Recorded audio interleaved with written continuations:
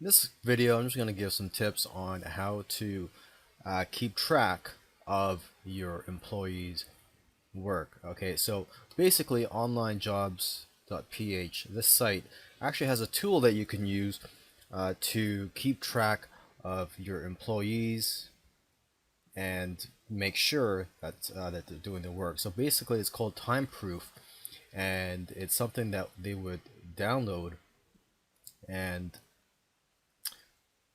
when they log in to this app, what this software does, it'll keep track of their work, and it'll allow you to see screenshots of their work time. Okay, now me personally, I don't use this with my staff. You know, one of my staff members, what he does is he just gives me a daily report of what he's done for the day. As long as I'm satisfied with their work, that's all that counts. All right. So basically, everyone is different. If you want, you could try to keep track of your employees' work using this tool, or you can just get them to provide a quick report or just a quick email with a summary of what they've done for the day.